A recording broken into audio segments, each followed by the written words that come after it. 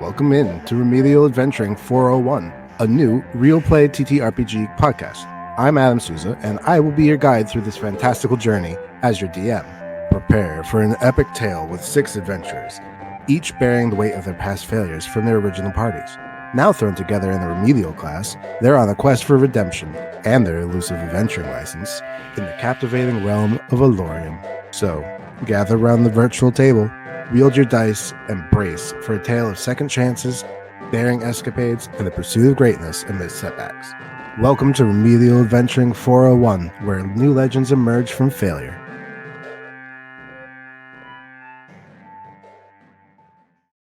What I would like to start with is we'll start where we had left off. You had broken up into individuals to go information gathering around this neighborhood regarding the issues with the shapeshifters. You had met a specific shapeshifter who had a specific issue, and each of you went off into your own route to go search for something. So what I would like is for you in character to come back at the meeting spot, and basically everybody's coming together to see Cassandra yell at Eustace.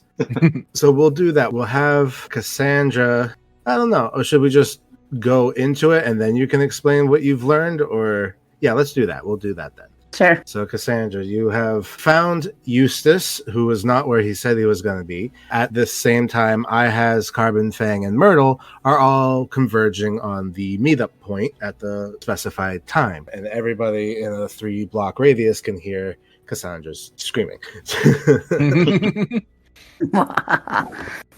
What the dude? You left me here, you fucking asshole. Well, I don't think there's cause for that much anger about this. You ditched me. I was trying to help you. I had to stand in there and ask people to check on my friend who was having massive diarrhea. And that is exactly why I am feeling a little under the weather right now. The parfait has gone through me. The spell did not agree. And out of character, I did get to roll for diarrhea. Anyway, so that did not agree. I apologize. I am terribly sorry. Did your asshole create another door? How are you coming around the other side of the building? Let's just say there was a bathroom emergency with which I was uncomfortable dealing with. And Gonna be another bathroom emergency. I pity the poor worker afterwards that's going to have to clean out that entire area. And that is that. And that's all I would wish to say. I hope you spare me any more gory details of explanation. I heard the bathroom police in the background there. We got a 7273 complete destroyed stall over. Whatever, at least I got some more information. Oh, what did you find? Why should I tell you? You ditched me. Well, I'll tell you what I found is that for a good time, call 555-7321. I don't need your mother's phone number. Oh, quite the ribald tongue you have, Cassandra, my old chum. At this time, Ihaz, Carbon, Fang, and Myrtle, you can choose to approach, or if you wish to give them space, that's also valid. I'll approach. Why not make it more awkward? I would cautiously keep a distance away. They see me coming, but I'm not making an effort to approach very fast. I'm gonna stand right behind as she approaches, like right behind her, like my chin above her head. Not saying anything, not looking at anybody, just letting her jump in and gonna see what happens. So Myrtle, if you want to join into the conversation or insert yourself into this scene, you may do so. Sure. I run up and go, "What's happening?" What's up, Tiny? What's up, weirdos? Oh, not much. Just a little GI distress from this morning. He ditched me. I got the shits. Yes, I might have ditched my pants if I had waited a second longer. Well, he went into the bathroom and then walked around the building. So I'm pretty sure he slithered his small ass out of a window and ditched me. I was quite ashamed. That's hilarious. You guys learn anything? Yes. So there was a glass dome in the shapeshifter's home with some divination magic that's used like for security purposes. Mm-hmm. And I found a place that had a bunch of those and like a whole control mechanism. Like you peel back the curtain and there are all these switches and levers. So I think that these like the glass dome security thing could be used for more than just observation. Oh. And I know a place that we could investigate. I kind of had to leave pretty quickly and hide out in the bathroom for a while. But if we wanted to learn more about these systems, I know a place we. That probably sounds like a good idea. Did breakfast not agree with you either? I'm thinking of writing a scathing review of that restaurant we went to in the hotel. If it's more than just me. No, I feel great. I just got followed by security and had to pretend like I needed to go to the bathroom to hide. I see. Well, a small little feral lycanthropy asked me if I was his mother, and I said, "Do I look like your mommy?" And apparently she looked like me last night. Are you sure that wasn't just a very pointed jest? Well, he was 2 feet tall, so I'm pretty sure he was a child. And they are quite cruel. Did you know you were insulted? If you don't shut up, I'm going to pants you. Oh, that would be more of a problem for everyone else, I think, at this point. So at this point, I'll join the group. I heard people like sharing what they found out last night, and I would join the group. So last night, what I did was that I speaked out all of the shapeshifters locally and asked if they experienced what Raylan experienced, and just like kind of compare and contrast their stories. And I found out that all of them share the same like house security protection service, at least the ones that were affected. So definitely there's something happening with the surveillance systems that triggers these occurrences. And also last night, these occurrences happened to a lot of the shapeshifters last night. So there's something something happened last night as well. So I think we need to do some more investigation on the security. And just to reiterate the timeline, last night was the night that you went to the masquerade. Mm-hmm. Did the security company do security for the ball too? Good question. If someone would like to give me a retroactive perception check, you could do so. Give me just a second to pull my stuff in. 14. With a 14, you did not see because it was very much like a little glass dome on the ceiling. You remember not seeing that. You even looked at the ceiling and you saw a very intricate pressed tin ceilings, those where it's designed and all pretty, but there definitely wasn't any glass domes on the ceiling. However, if there was any other type of system, you're not sure, but there definitely at least wasn't that little glass dome. So, and this is out of character, what I has found out about security systems meshes really well with what Carbon Fang has found out, right? Mm-hmm. That all of the people with the ability to shapeshift have those security systems. Is that what I heard correctly? Mm-hmm. They all use the system, yeah. They all use that system in their main areas. And we also didn't see one at the masquerade. Is that correct? Correct. Okay. Maybe it happened at their home before they head out for the night. Suspicious at all? Yeah, because there are a bunch of switches and levers controlling these programs, and my impression was that they're probably more than just security. Well, I also find it highly suspicious that it seems a lot of the people who were wearing those obscurity masks last night ended up having somebody shapeshift into their form, which makes me think that somehow those two things are connected. Well, I think we can probably make a reasonable assumption that given how innocent strangers and bystanders are affected by this and are shifting into faces they do not recognize, yet we do, that this is a safe assumption to say that this is the work of some kind of espionage organization. Because even if they shifted into someone they didn't know, they wouldn't know to show up to the ball. Mm-hmm. So there is definitely an intent and organization involved here. Yeah, I think so. Do we know if the company that makes the surveillance system local? If they have a local headquarters? I don't think any of you would have reason to know specifically. However, it'd be easy to find out. Okay, we can talk to the locals and ask. I want to go ask Gladys who did the security for the masquerade. Who made the masks. Sure. I think, Carbon Fang, you could also probably ask about Azure if you went to the ministry. If you asked someone there, they would probably give you a good answer. So are we thinking she's not involved? I wouldn't go that far. Yeah, we don't really know. Well, I think if we play it off as more of, I found that magic interesting and I'd like to learn more about it, and not, I think there's a giant conspiracy concerning the shapeshifters in this town, we may be able to get information from her. Yeah. Okay. Eustace is good at playing dumb. Yep. I don't play dumb. I'm just dumb. Thank you. I play smart. Poorly. All right. So, do you guys want to go to the ministry to speak with someone there? I do.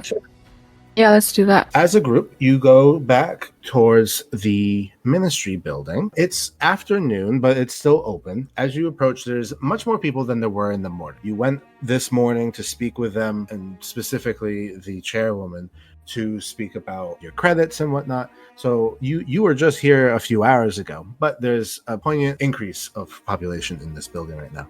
As you enter, do you go directly to her office again, or do you go maybe to like a specialist or something? Now, for the ministry, so you are part of the Academy of Adventuring, but the Ministry of Adventuring has a lot more subdivisions and whatnot. So if you wanted to do something along the lines of information gathering or something along those lines, you could go somewhere else, or you could speak to her and she could also probably help you out. Technically, we only have that one person on the ministry, right? Because she was our counselor or whatever. Yeah. I think it makes sense to go straight to her. I agree.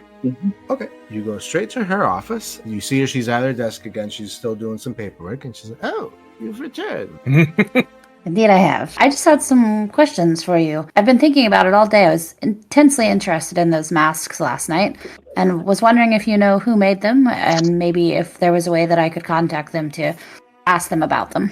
Oh, yes. Actually, those were enchanted by our sorcery class, our current class. Oh, nice. Yes, each of them were handcrafted, and each was actually a spell as part of one of their exams. And as long as they passed the exam, we used the mask for our event. That was part of our advertisement, actually. Interesting.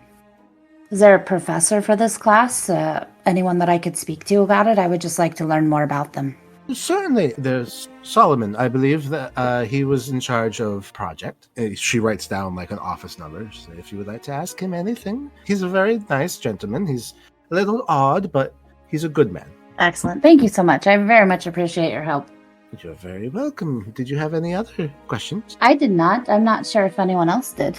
I would like to ask about the security systems that seems very popular in town, and I want to know if the company is locally based. Oh, Azure. Yes, it is a local company. It actually hasn't really branched out outside of Astoria Prime, and it is quickly growing. It seems to be very popular amongst the common people, if you excuse the term. Oh. It's a very affordable system, and it does offer not so much protection, but at least an insurance. If something was to happen, then there's a record. So if someone was to break into the house, we could say who broke into your house. Can't stop them from breaking in, but we can at least know who it was. So is the observation centralized here? Oh, I would assume probably in the company. I don't quite know myself, but it's definitely not here. We don't. That would be a private company. Any other questions? Is there an office for this Azure company in town? Yes, there is a gentleman who runs the company. His name is Cruz, and she can write down again an address. It's not in the neighborhood that you were just in, but it's not far from it either. Thomas Cruz? No, Cruz is his first name. And his last name's Thomas? No, his last name is Dela. Dela. Oh. So at this point, I will turn my back against the minister and then just like discreetly whisper to the group, asking them if we should tell her about this shape-shifting that's been happening in town. No. Eustace does a X with his arms, like, mm-mm. One of the things that you had mentioned earlier, just as a reminder, not telling you to do it or not, but just as a reminder of something you said, was you did want to ask about what security was at the ball, since there wasn't the Azure. I thought somebody else asked that earlier, but I can ask her. So do you know if Azure also protects this building? Oh, do they? No, we do. We actually have our own systems. There's a lot of spells listed on the buildings here, but it makes it hard for people to just appear in the building. Since we are the de facto government officials here, we need to take some precautions. We also take precautions against people trying to use spells or magic or equipment or anything that might make them look like another person. We make it so that if anyone is copying a very specific person, we can tell who it is. Like, there's basically a connection that is visible between person to person. So either the ministry would have a record of what happened that night, or whatever spell that was used to change these people went under their radar, right? That would be assumption, yes. Carbon Fang, give me an intelligence check. Oh, An average amount of knowledge. So basically, you realize, okay, they would know if there was a spell connecting two people, but perhaps if there was an additional chain, that might be enough of a loophole, because you do know that arcane spells are very specific. Do you have any other questions? I don't have anything else to ask. Okay, well, you're always welcome back if you have any questions. Eustace tries to very politely thank her for her time, sort of in a suck-uppy kind of way. give me a persuasion check. Okay. Roll for suck up. Yeah, roll for suck up. 13. She nods politely. Where to now? Oh, we want to go talk to the guy who did charity of the magic unit. Yeah, I think that'd be a good idea. Sure. Yeah, we're already here. Might as well. I'd like to know more about their like shape shifting detection, where it could have maybe gone wrong. I mean, he's probably going to be very proud of it, so you have to appeal to his vanity. But I'm sure there are gaps in the system. Almost certainly. Sure. So you go to the classroom listed by the chairwoman. Going down the hall, you can see that there are lots of people around, and you actually go to what looks to be a lecture hall. And looking in through the door, you see a tall man standing at front speaking to a group of students. They're just about 2 years younger than you, so these are probably sophomore level adventurers. So they're not going out into the real world yet, but they are getting their academic knowledge. While none of you are a sorcerer, right? No. Not I'm a me. wizard. So none of you would have had classes with him, but you would at least recognize the structure. So he looks like he's currently giving a class. Would you interrupt or would you wait? I mean, Wait. I'd wait. Yeah, you want to be on his good side. Okay. Sounds easy enough. There's a sitting area not too far. You wait for the end of class, and as you see the door open and a group of people not too much younger than you pour out, you realize, okay, now class is over. So approaching the class, you see the man. He's cleaning up the board, lots of arcane symbols and whatnots, and he doesn't seem to have noticed you enter yet. Typical professor. So we're here to ask about the mask, right? I'm assuming he's not the same guy who does security in the building. That's a good assumption. I cough until he notices us. Sure, with no roll necessary, he looks over. He's a very tall individual, also very gaunt. He has a bald head, dark eyes, no facial hair, and he kind of just looks weird, but not like uncanny or anything, but just like you can tell, like, this is gonna be a weird dude. He's wearing like loose fitting robes, and they are like of a crimson, almost like purplish color. But you know, it's still not beyond the realm of the Adventuring Academy. And he looks at you and says, yes. Hello, friend. Gladys told us that you made the mask for the masquerade the other night, and I just wanted to ask some questions about them. Oh yes, we did make the masks. Did you? What questions did you have? What spell was it? How do they work? I just found it intensely interesting. I want to know everything. Yes, it's a very simple spell. It affects the viewer more than the wearer. I do believe it's a very common spell. It's a cantrip, but for our younger level, the first years, they had an exam, and they each made a handcrafted mask, and as they handed them in, if they passed, then we used them for the ball. What type of magic was it? Give me an Arcana check. Okay. Okay, with an 11. So, but you're a wizard, so I'll actually give you advantage. So roll again. Okay.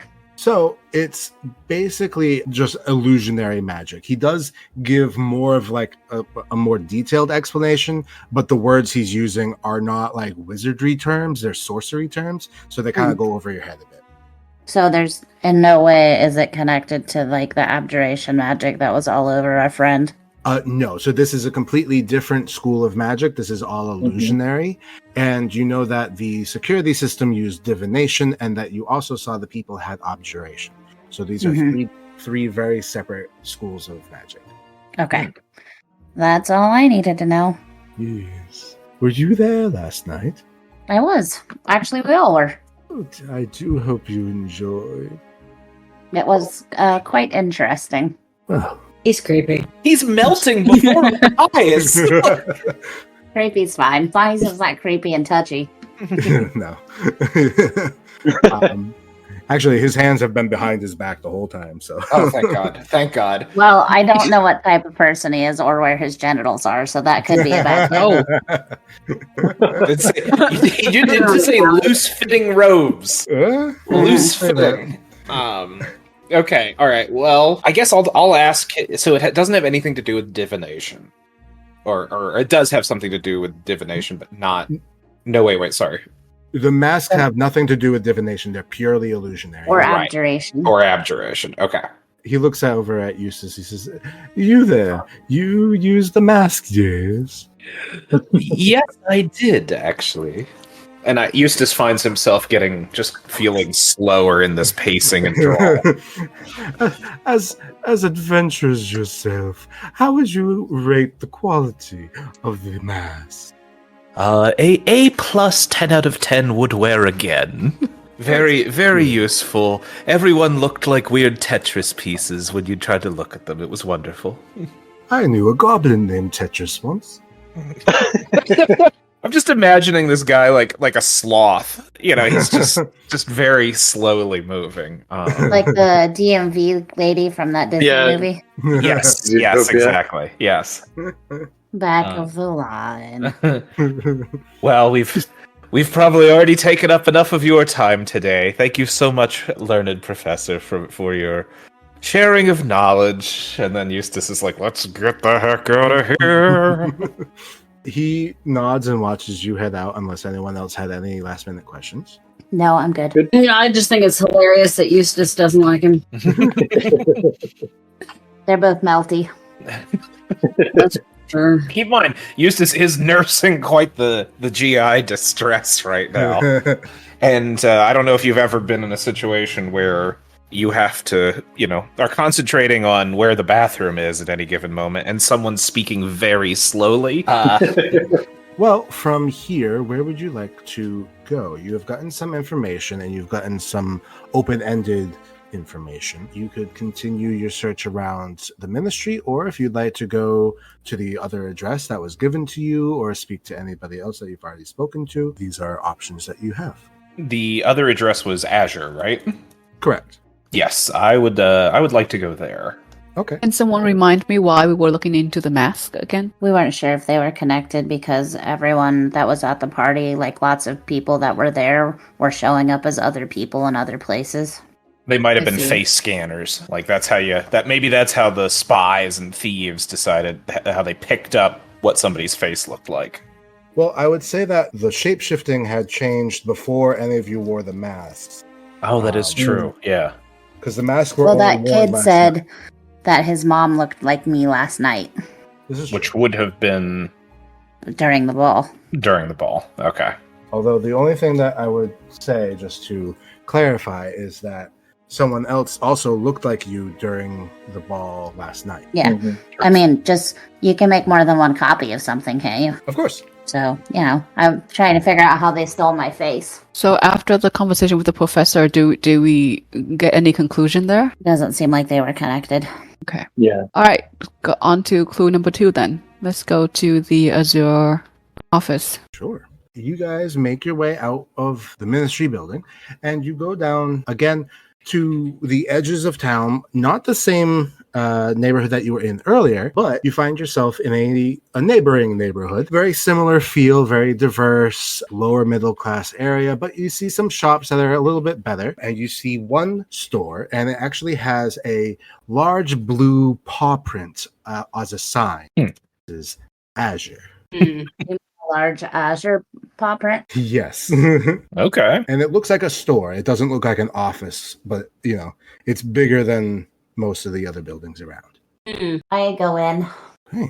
Inside, you see on the side, they have a shelf full of dismantled locks, almost like a display of how different locks work. Then you also have a display with different visual aid style surveillance and other various security measures that you would have. That you don't see anything like traps or explosions or anything, but you do see everything else that would lead to that. Tripwires, observation, and just regular locks themselves. And then you see behind the counter a tan-skinned humanoid man. He's got dark hair, and he's wearing an interesting, very detailed top. It's got kind of like shoulder pads on that look gold, but it's definitely not like metal. They're just the color of gold. And he's working on something at like a workbench behind that. And currently there doesn't seem to be anyone else in the store as far as like customers or anything. Is he behind a counter? He is behind a counter, but then like even behind that, then there's another workbench that he's at. I walk up to the counter and knock my knuckles on it. Sure. Just before you do that, give me give me a perception check. 11. You knock on the bar, and the man looks up. He says, hello. Hi. Welcome in.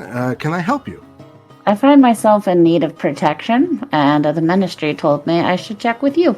Oh, well, I'm glad you came. I'd be happy to help. And you see he lifts up his hands, and there are tiny little, you don't know if they're constructs or if they've been summoned or something like that, but it's 3 little thumb-sized, they look like containers, but they're moving on their own. They have their own arms and legs, but they're definitely not biologic. They've been more than likely created by this guy. And as he lifts up his hands, the 3 go from him, kind of float down onto the front desk, and they start already pulling out paperwork as he walks over to you. And you see on the papers the different types of locks, different types of, I'm going to say they're cameras, but they're not cameras. But yeah, they basically show you what he has to offer. And as he approaches, he says, well, what kind of services can I offer? I need to protect a building, a domicile, if it were.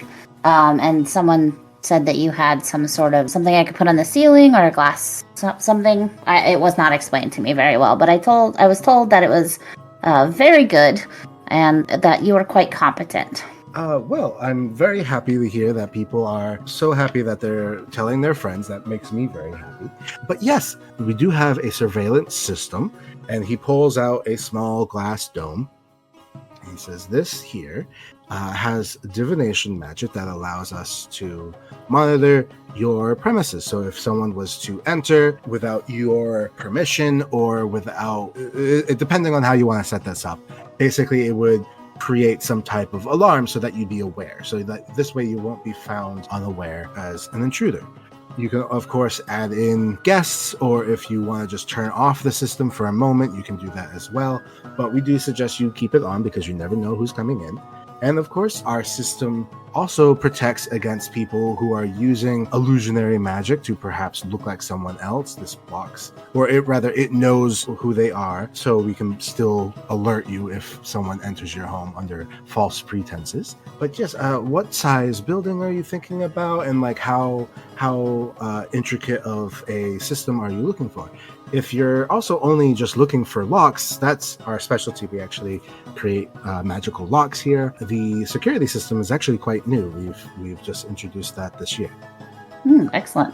Could you explain a little bit more about, you said someone using magic to look like us under false pretenses? Is that something that's very common that you have to protect against it? Yes, I'm having some trouble with some shapeshifters. I was wondering if this would catch them. So you would need to know who they are to begin with. Or actually, so you have two ways of doing this. You can either set up, you ban certain people from a building. This is more rare, but not always. Or what you can do is just have a green pass, basically. So you would say these people are allowed and no one else is. If you do that, basically what would happen is, let's say this fine gentleman here, and he points over at Ihaz, if you didn't want him in your house. Hey. And I definitely don't want him in my house. It sounded like he said something about, like, it can see through them? Like, it can see their real identity? Sorry, go ahead. Yeah, that's basically what he's going to say, is that if this gentleman wanted to enter your house and you did not want him, if he walked in, it would recognize his face and it would set off an alarm. If, however, he used illusionary magic to look like this young lady, and he points over at Carbon Fang, you might think that it's not him, but our systems can tell that it's him, so we can see his true face. But we also take record of what the face is, so that way, in case we have to report it to police, that we can say, this man came in looking like this lady, and give a full report. And where does that get stored exactly? Do you have that, or do we have access to that? So you contain your own access. It is stored within the dome. The domes do send back to a system here, just in case for worst case scenario, perhaps the man realizes he's been observed and he breaks the device. We don't want that data to be lost. So we do store it here, but we do not store it long term. So it can see through illusion magic, but could it see through, like, someone who could just, as a trait of their race, change their face? In a way, yes. It would know what their original face was, and it would know them as a person. So any type of way of changing it, with the extreme example of someone who has the ability to change reality, in which case he would change who he is, in which case we can't protect against that. But with that aside, any type of illusion or even just a facial, even if they use a disguise or a mask, these things are all seen by the divination. The divination knows the true identity of the character, but also the facade that they are putting on. So both of those items are recorded. Interesting. Pretty good. And you said there's no repository for the images. It's solely stored on the one at my house. So it's stored on your house, but we do keep within 24 hours. So if something was to happen where your device is destroyed, you can contact us and we will pull that information so that we can provide it to the authorities. Is there a way to store that longer? Or is that just a choice you've made for a day and you could store it for a month or a year or however long you wanted? I suppose theoretically we could, but the amount we've actually grown quite a bit. The amount of data that would be necessary is quite large. We would need quite a large repository for that. But theoretically it's possible, yes. And you mentioned that these devices didn't become popular until the last year. When were they launched? Yeah. Yes, I didn't create them until this year, actually. I started my business making locks, and a lot of the buildings around here use my locks. They're a magic lock, which allows for a little bit extra security. But I moved on to security systems. And nowadays, if you don't even have one of my locks and I install my security system, I oftentimes will bundle in the lock system as well, so that you have a little lock system as well as observatory systems. And it's nice. People actually know different homes. It's like a household name at this point. What inspired you to create these new systems? So I started off making locks. And of course, locks, especially magical locks, are meant to keep people out. But that doesn't always work. When there's a will, there's a way, or so they say. And in that case, especially if you're not at home to observe this happening, I wanted there to be a way for people to, of course, again, it doesn't prevent thefts, but at least it would say like, hey, this person stole from me, and we can bring it to the authorities. And the people have greatly appreciated that, and theft in themselves have actually gone down quite a bit it's a bit of a deterrent knowing that even if you do commit a crime, people are going to know right away. And are you the only person making these security systems? Yes, it was actually quite a busy few months as I got several hundred orders, but things have kind of tapered off now. Ironically, I've made these very good.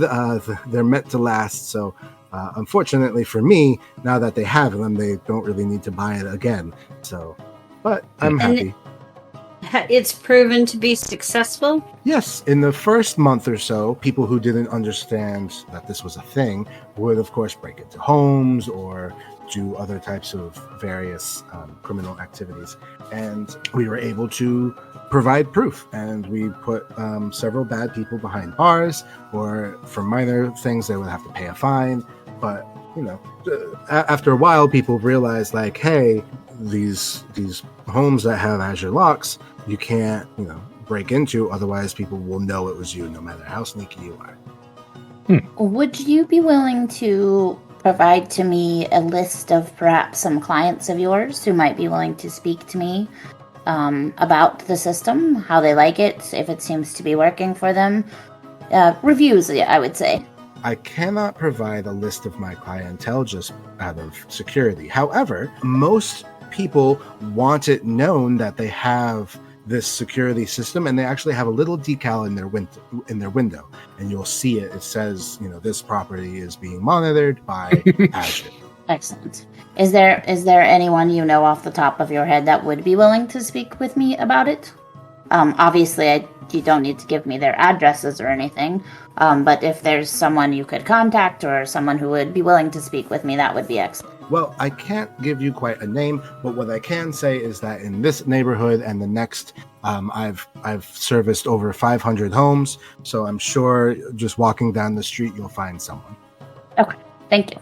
And Carbon Fang, throughout this conversation with this guy at the store, can she detect any kind of malice or sneakiness from the guy, or does he seem totally, honest? And Or give me an insight check.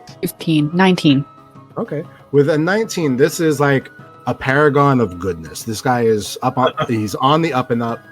He genuinely seems good in the way that, like, children who haven't really realized that the world is crap can be good.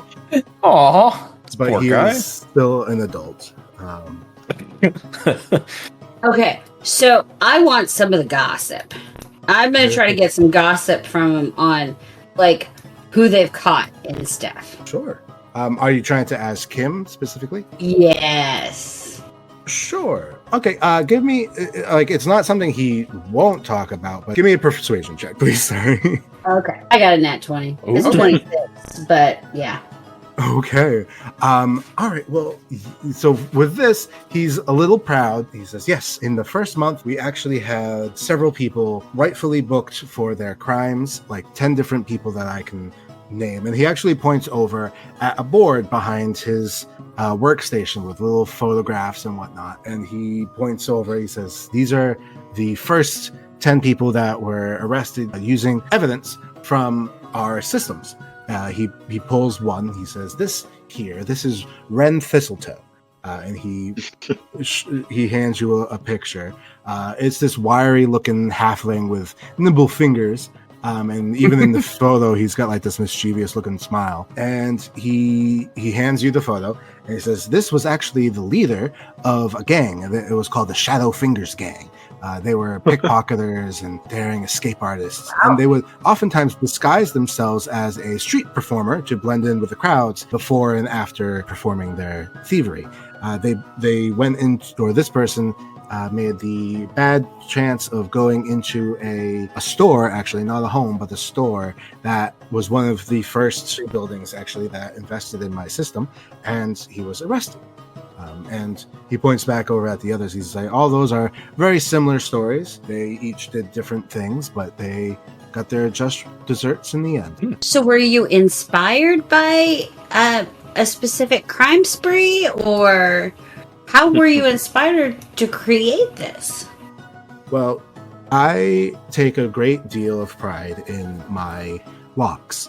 And unfortunately, sometime last year, there was a family whose lock was picked successfully and did not set off the alarm, and the household suffered because of this, and they never caught the perpetrator.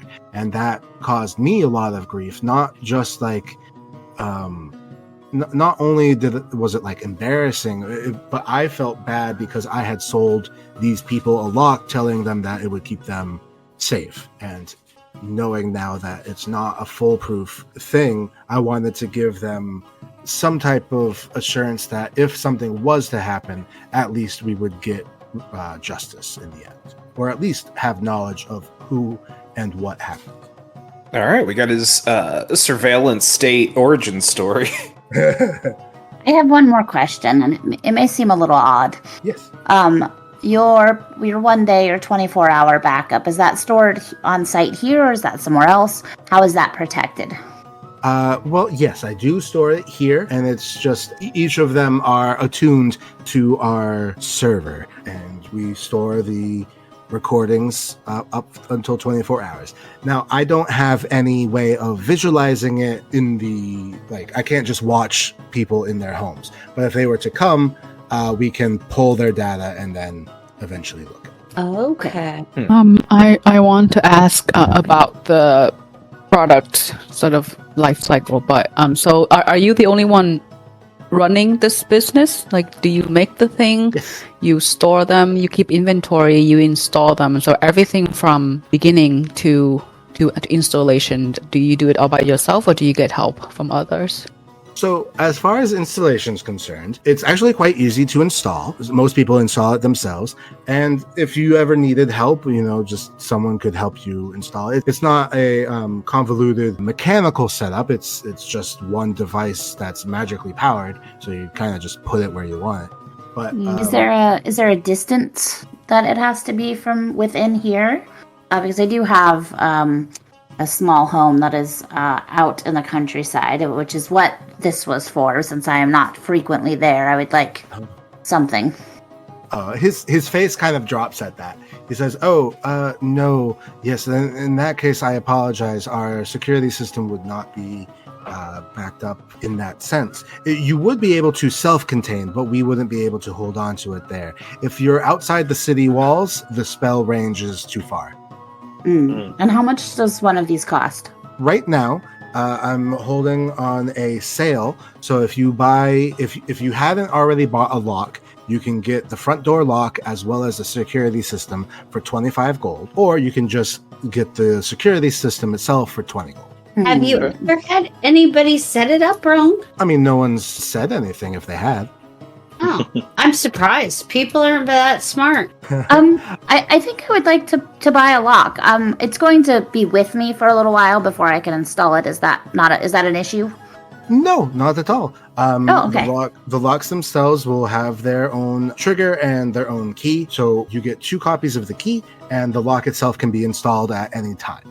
However, if you move or something and need to remove the lock, please come to me and do not attempt to remove the lock yourself because you don't want to trip. Okay, so the lock and the security system together are 25, and just the security system is 20? Yes, but if you just want the lock, it's 10. I think I might just take the security system. Oh, just the security system, so no lock? Correct. And is this movable if I wanted to set it up somewhere and then perhaps move it to another house? Yes, as long as you have your biometrics set up, you are able to detach it from the surface and move it around. Perfect. I will take 1 security system, please. Sure, of course. And you see the little containers hop off to the side. They start packing up a little dome for you. And then he goes to the register to ring you up. He says, okay, well, that would be 20 gold. I hand him the 20 gold. Thank you very much. And if you do need any help installing, of course, you can always come talk to me, but it is quite simple. And he basically explains, he says there's an adhesive on one side where you can stick it onto a surface. He suggests putting it onto a ceiling, but you could also put it onto a wall. If you put it on a wall, he says, please put it on the top of the wall. Do not put it at the base of the wall because it mostly aims downwards. Mm-hmm. And that when you set it up, it will give you a prompt. It'll basically take your biosensor data so that you can control it at any time. And then you can then basically follow the prompts to set up however you would like. Perfect. And is there any limit on the amount of times I can move it? No, of course not. As long as you don't damage the chassis, you are able to move it as many times as you need. Perfect. Excellent. That is all I need. So the little containers drop off the nicely wrapped package. So the little device has been wrapped in brown paper, which was then put into a small little box, which is then tied up in twine, and it's quite cute. And it again has a little blue paw print on the top of the box. Perfect. Excellent. Thank you so much. You're very welcome. Before we leave, I do. Eustace goes, "Where did you get the idea for that wonderful little paw print? Is there a story behind that?" Oh yes, and he does a whistle. And then a blue blink dog just pops into existence. You guys would know that a blink dog basically can teleport. It goes from one area to another in a blink of an eye. But this one is blue, and normally dogs are not blue, but this one is. And he says, "This is Azure. I actually named my company after her."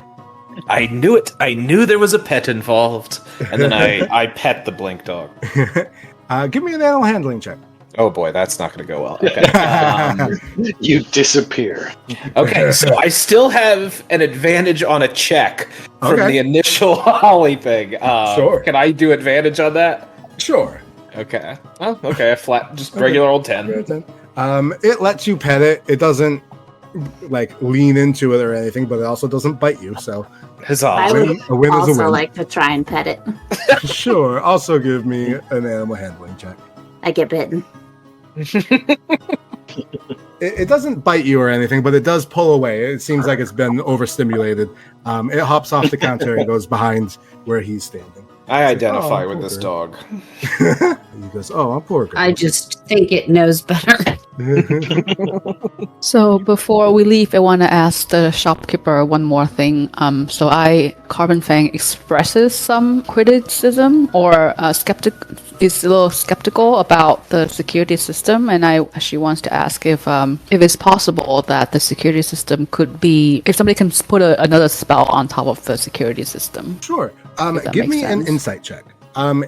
Two emotions flash on his face: a negative one and then a kind of neutral one. Which emotion would you like to dive into more than the other? Probably offended that I asked that, so I already know what the negative one is. The neutral one. Sure. So the neutral one is more of a surprise, and not like a surprise as in like, oh, why is she asking that? It's more of a surprise of like, oh, I didn't think of that. Oh, no. Yeah, because that was my thought, finding like all the mechanisms controlling these things in the underground. Like I'm sure people have manipulated these things. Yeah. So he kind of stands there and he goes, "Well, I suppose, any magic could be applied to any item, but it's not intrinsically having a secondary service." Poor guy. Poor dog. Okay. So either I'm discussing with her. So are we still in the store, or should we leave and huddle outside to discuss? Let's huddle outside. I just feel bad for this genuine man and his blue dog. So I'm thinking either there is a malfunction in the design, so there is an error in the design that he didn't know, because this guy seems like a pure-hearted, genuinely good guy. So I don't think he has any malicious intent. So it's either one scenario. Scenario one is that there is an error in the design that he's not aware of, or then the second possibility is somebody else also enchanted a bunch of these things. His lot. Capturing the signals that go from the ball to the storage and diverting it into a long-term storage so that they can steal people's physical identities. Stealing the data in the cloud doesn't explain why it causes people to shift, right? Yeah, it seems like we have one half. We have one half. How they're doing it, we can probably figure out what else is happening. Yeah, I think people are hacking these things and turning them into much more than they were intended to be. Do we trust the shopkeeper enough to tell him what he know? Tell him what we know. I think it'll be very helpful. Yes, let's see if we can gather our ducks in a row and then come back with proof. In case he, as the inventor of this and someone that seemed to be very personally invested in his product, he might be resistant without some evidence. Yeah. If we show just pure conjecture, he might not be so receptive. I have to tell him what he found in the underground. he does seem to take responsibility for his actions, in that his lock broke the first time, and that's why he developed the security system. We should enlist him in helping us once we have evidence. Carbon Fang sort of did some recon last night already, and finding out that all of the shapeshifters who had that issues all have his security system. So there is, I don't think it's pure conjecture at this point. There is some correlation, for sure. And I has found So there is all some of that data. stuff in underground, didn't he? Yeah, like people have like their like mechanisms they use connected to these things. I would be curious. I would like to ask him about that. Like, Yeah, I think that might be enough proof if we know that this is happening. All the people it's happening to. Yeah, like I saw his devices and I saw a room full of machinery that seemed to be controlling it. And I'd like to ask him if he's aware of such mechanisms or if he has any idea how that could work. And maybe we get him to help us. Maybe there's a remote access to it to find out or trace any of the spells or anything. Yeah, I really think this guy's gonna be helpful. He doesn't give me the big ego CEO guy sort of vibe. Yeah. So I think he's going to be upset. He has an adorable blue dog. So do you go inside at this point, or are you still looking for more? I think we should talk to him. Yeah. I want to talk to him about what I found and see what he thinks. Sure. Eustace needs to be prepared to let him cry on his shoulder. Eustace kind of bucks up. And I go about it in like the friendliest way possible. I'm like, this is what I saw. Are you aware of these things? What do you think? Like, Sure. So you enter back in because you guys left and then almost immediately came back in. At this point, you see Azure is back on the counter, and this guy is giving Azure kind of like a big hug. And you actually see the little containers are weirdly speaking French, and you don't speak French, so you don't know what they're saying. I have an amulet. You do have an amulet. Are you wearing the amulet, or is it just in your pocket? I am. Okay, so in that case, yeah, you hear them, and basically they're saying, "Oh, it's going to be okay. Don't worry, you're doing your best." You know, basically just platitudes of "Don't worry." Excellent. Well, since I have Who's saying that? the little things he's using to help him, Oh, okay, gotcha. since I have pretty high persuasion and very high, I think maybe I should be like, "Hey, man, I just want to level with you." If you want to give him a friendly, detailed explanation, give me a persuasion, and I'll give it to you with advantage. Could I assist on that and giving my best funeral parlor owner face of like accepting grief? Sure. Give me another persuasion check from you. Okay. Hey. Okay. Nice. With a 21. For some reason, he takes his shine to Eustace. He kind of stands tall again, letting go of Azure, and he wipes away a small tear in the corner of his eye and is like, "You're right. What is it that's happening, you think?" we think people are manipulating these systems. I saw all kinds of machinery, levers, switches. Like, people are figuring out ways to tamper with it that I don't think you ever intended. He takes that. He doesn't doubt it or anything. He says, "Oh, that's not very nice. Do you know what they're doing with exactly? What those levers or what anything do?" I mean, the location where I saw them, there were secret passageways. It wasn't nothing. I saw nothing obviously illegal going on, but it was an underground gambling area where there could be illegal things going on, and they were, of course, wanting to observe everybody who's gambling, making sure it's all fair. And given that these are in homes and they're shapeshifters, like, we're wondering, are they able to, infiltrate these things with extra magic to control how people shapeshift potentially? All right, he's gonna make a check. Well, he got a 22.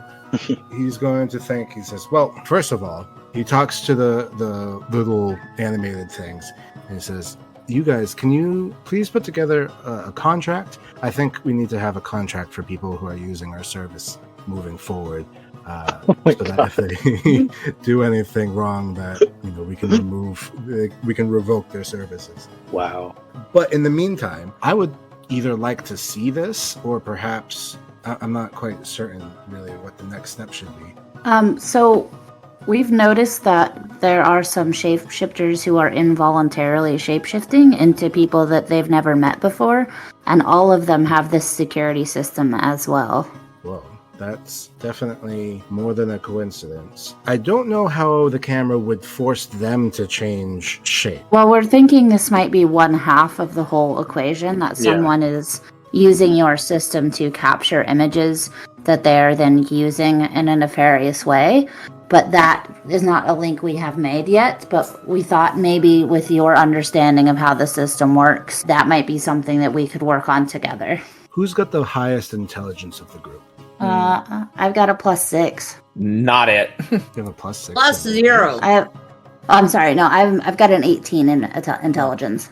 Okay, so I think you have the highest intelligence then. Yeah. I have a Cassandra, 17 plus 3. Ooh. So, for Cassandra has an 18 plus 4. So, Cassandra, please give me an intelligence check, 21. Okay. and then can you also give me a history check with advantage? I have a +6 on history. 23. What I'm going to explain to you is your character puts a few things together. You don't have any proof to this, but the logic stands. So you know that the cameras can see people. You know that the cameras have a storage and that the viewfinder can then be viewed elsewhere depending on where it's being stored. You don't know why these people's faces are changing, but one thing that you do know that's not related to this per se, but something that you had spoken with the chairwoman, the chairwoman earlier, was that the security at the ball does not allow a person-to-person transfiguration. However, if it was a person to an image to a person, that might work theoretically. Like the data could then be transferred to someone at the party and churn it, because they're not looking like a person, they're looking like the capture of a person. So this is like a Xerox of a Xerox type of situation. Mm-hmm. So it's enough to be a loophole that it could be then used to look like someone at the ball and not get noticed. I knew they were connected. But then we know that Cassandra doesn't have one of the surveillance system, and then there was a copy of her. So where did her image get copied? Well, you were staying at a hotel. It was a very fancy hotel, which I'm sure had a security system. And they also got an image of my father's friend. That's what I was just who was thinking. staying at the same hotel. A lot of the guests were at the hotels, and hotels are the hotel, and other establishments of similar caliber probably have security systems as well. The only thing that you are missing right now is what's causing these shifters to then look like these other people. Especially so erratically. Well, Are they using it like laundering an image? They force the shapeshifter into an image of someone that they want to capture the picture, so it's a Xerox of a Xerox of a Xerox. Because it's happening to them, like it happened in their house with the security system. It happens at the bank with the security system, like where they've been. Are they getting him in a compromising position? I would say that, Cassandra, with a 21 intelligence check, you would basically recognize the stories that were given regarding the people were that it was kind of happening at random, and then all of them had an issue, or not an issue, but they had an event last night. And you kind of realize, like, oh, this is kind of like dry runs. Like they were practicing ahead of time. And then that night they did very specific and targeted faces. Okay. And then, so those were dry runs for the masquerade. And then, obviously, you're not going to put this much work into something like that and not continue to use it. So, what was the masquerade a dry run for? Well, that's another thing you're not quite certain. espionage. Masquerade must have been it. Maybe the ball was the end game for them, whoever it is. Well, it stands to reason that they would do a bunch of dry runs practicing for the masquerade. The masquerade seems to be the most important geopolitical event that we know of. But like Cassandra said, they will probably use this in the future, having instant spies be able to go into any place impersonating someone certainly seems advantageous. You don't train a champion racehorse and only use it once. The question remains for me, were the imposters we found, were they spies that naturally could shift and had the image loophole, or were they, regular people? What is the extent of the magic? These are your open ends right now. Yes. I guess Eustace would do one thing, and he'd say, it seems like shifters have a lot of bias and prejudice against them and try to combat mistrust. So the few that probably are spies probably ruin the name of all the other ones. So it seems to me that that's a reasonable assumption, that there were willing spies, willing shifters that were imposters using this. They might not even be just shifters. They could be changelings or... Oh, that's what I meant. Capital S, lowercase s shifters.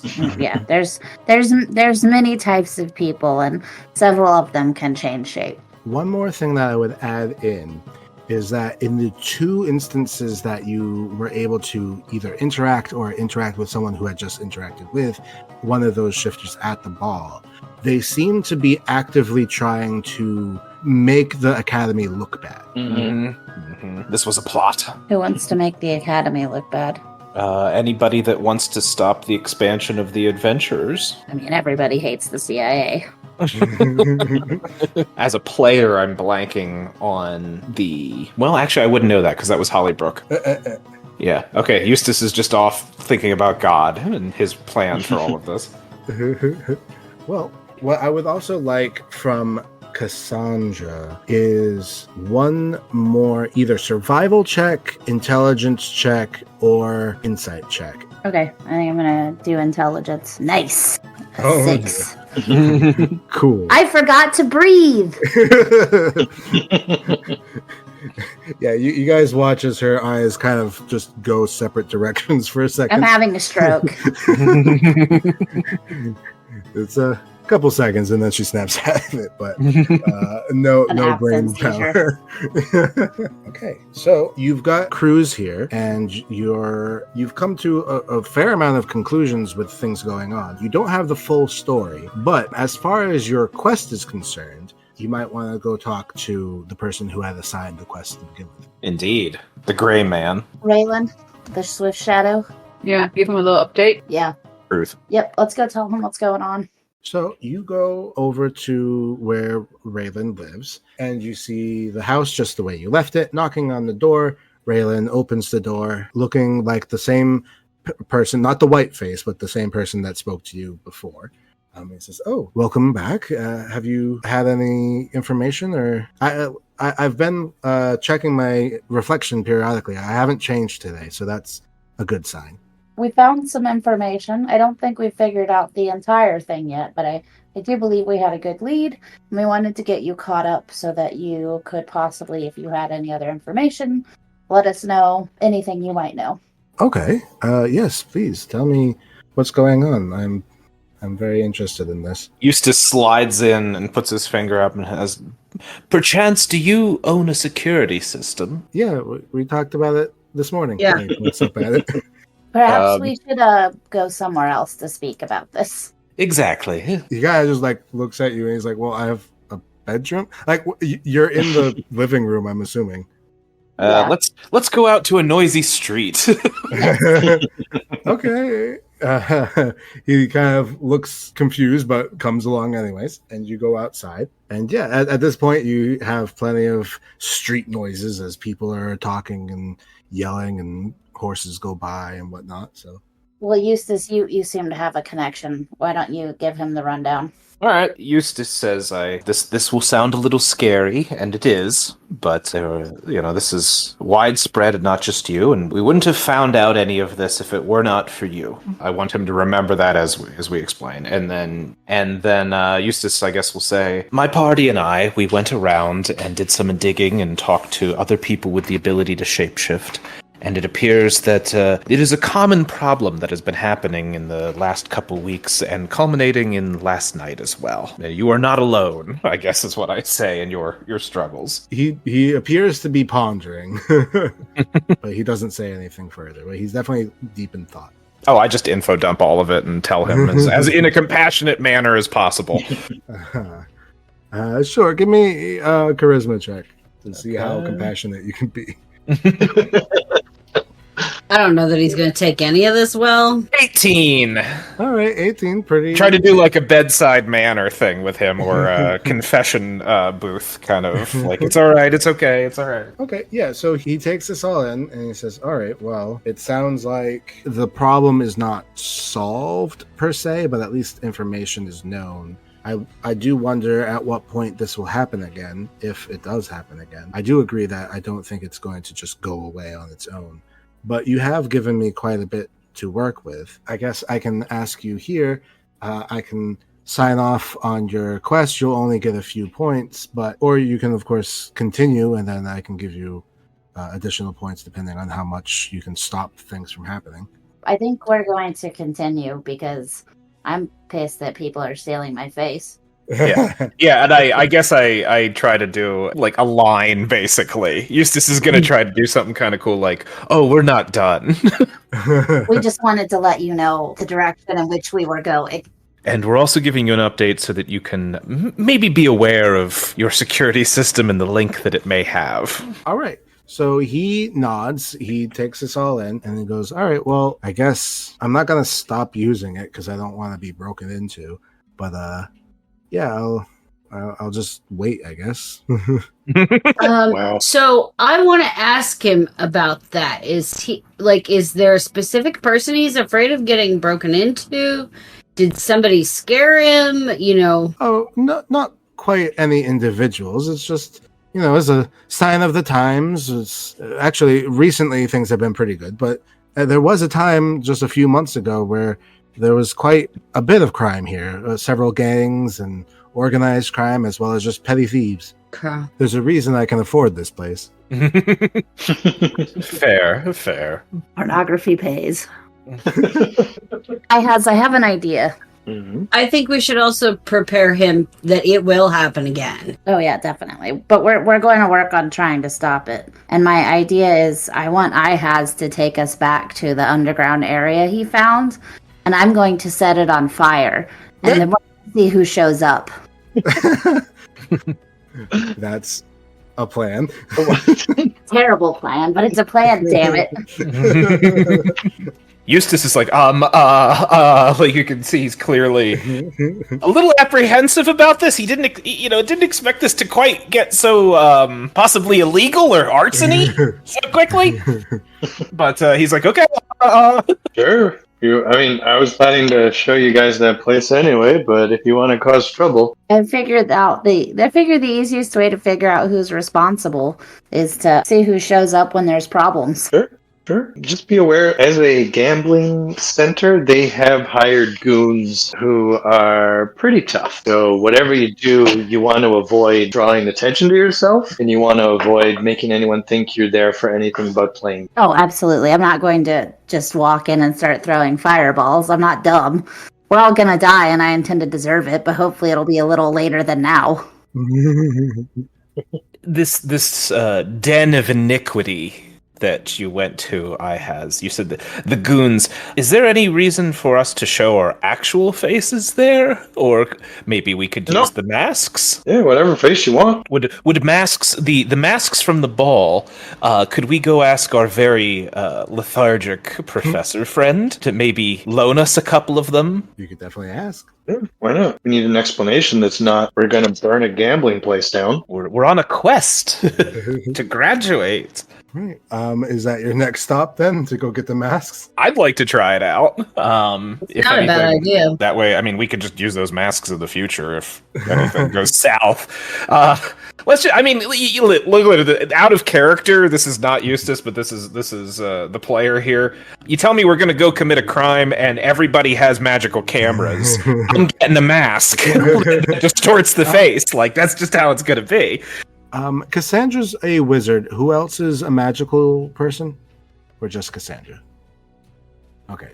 Cassandra, please give me an Arcana check. Okay. Oh. Bibbidi bobbidi boo, open sesame. There we go. I never learned to read. Screw them sorcerers. I never read no books. I just sold my soul to the devil. That's what a warlock. Well, if you can't read, you probably don't know the difference. True. Oh, goodness. There's a character. The flunked out of school wizard that doesn't, the illiterate You wizard. mean the There we wizard go. that got caught in a labyrinth for 6 months? So at this point, it sounds like you want to go back to talk to Solomon to get those masks. Yeah. Bippity boppity, you are back at the academy, and you speak to Solomon, who is not in a class. He's kind of just off by himself. Eustace throws up from the fast travel teleport. It's very disorienting. Bippity boppity boo. This bitch doesn't know what to do. But yeah, so he sees you approach and he says, "Oh, yes, welcome back. How can I help you?" Well, I think we need to infiltrate a crime ring, and I'd prefer to do that not wearing my own face. And I was hoping maybe you could help us out with that. Oh. She went with honesty. Wow. A man that talks this slow doesn't have time to think of. He understands your intent to basically use the masks that you had asked him about earlier. He says, well, you of course see the masks are just a cantrip. They only last an hour. However, I could whip you up a few more. Yes. Absolutely. But again, they will only last an hour. Give me, how many of you are there? 6? 6. Let me whip up 5. That will take me 30 seconds. Just here, 1 second. Well, if it's that quick, could we possibly get 10? And it might take us more than an hour. Well, unfortunately, as soon as I put the magic on, the clock types down. Oh. Down. Um, Down to Goblin Town. Anybody know a stasis spell? Unfortunately not. 5 masks coming up. He goes over and starts snipping them out. You actually notice, ironically, He starts what? snipping them out. Oh, I thought you said something else. Okay, good. He's sniffing them. Yes, this will do nicely. Yes, masks. This one smells of elderberry. He comes back with 5 different masks. With no checks necessary, these are ironically not nearly as nice quality as the ones you had. They're actually kind of shoddy looking, but the magic on them is solid. I'm going to show him the security system and be like, will these masks fool one of these? Ooh, he's going to look at them. He's going to make an Arcana check. Give me a second. Oh, wow. Why does he have a +0 to Arcana? Oh, well. Because he's a terrible wizard. Oh, well, he got 18. Says, no, actually, I don't think it would. Oh. But any person would be fooled. Well, we got some masks that half work. Okay. They are only cantrips after all. Yes. Well, hopefully by the end of it, the hard drive room will be on fire and no one will be the wiser. In Minecraft, she means. No. I don't know what a Minecraft is. It's a very clever game, also similar to the Tetris that we spoke of earlier. Anyway, thank you very much for the masks. Yes, the goblin. Well, go have fun with your goblin friends. This guy's just getting less impressive every time I visit him. Next time we come, can I bring him a coffee? Yes, you can. First it goes from like, okay, here's the master, to like, oh yeah, it's just some cantrip. I just crank them out, and also you're not getting the good ones. If you can't do, teach. Yeah, I guess. Oof. All right. Well, at this point, you have your masks. Would you like to go to where Ihaz went? Well, we might as well, because these fuckers only last for an hour. All right. Ihaz, give me a survival check to find that building again. Wow. With my -2, I still got good numbers. Okay, with a 16, you only go down one false road, but eventually you get exactly where you were. And yeah, at the end of this building, or at the end of a very shadowy alleyway, you find a low-lying building. The door is actually lower than the ground, so it has like this inverted stoop going into it. And at this point, it's now late afternoon. Not quite early evening yet. It's probably like 4 o'clock. But even still, because the alleyway is so dark, you can see a light on inside the building. Lots of voices, and you can just tell like inside is a very lively event. The building itself is maybe 2 or 3 stories tall, including this like basement area. So it's like 1 to 2 stories above ground, 1 story below ground. Any further than that, you can't see. And it's not a stone building, but kind of like a stucco. But there's also no windows. It's a pure wall facade, except for the small window in the door. So do you go inside, or are you doing things from outside? What's the plan? I mean, I feel like we came all this way. We should probably go inside. All right. Yeah. You find yourselves in a basement. It is not super dingy, but it's also not like touristy, trappy type of fancy. Like there's a rug, there's decorations. You also notice that there's incense being burned, and there's like decorative pillars, but mostly you just see people playing cards, people playing other like gambling games. You see something that has some type of tile set. And people are just playing games, and you definitely see that unlike last night where you're playing for just the honor of playing, these people are gambling money. You see copper, you see silver, you see gold, you even see platinum, all these things being pushed and pulled and being bet. There's a fair amount of people here. It's a crowded room, several tables, so definitely double digits of people, like high double digits, and of every race and make and body. But you definitely do see that there are, like Ihaz says, hired goons. Most of them are off in corners. Some of them are standing near certain tables, but they're definitely large, beefy people. Beefy. I think we need a distraction. Also, just point of clarification, you are wearing the masks as of this point, right? Correct. Yes. What So- kind of distraction? Something that'll get everyone paying attention to whatever the distraction is, so that everyone else can sneak around to where was the server room, as it were.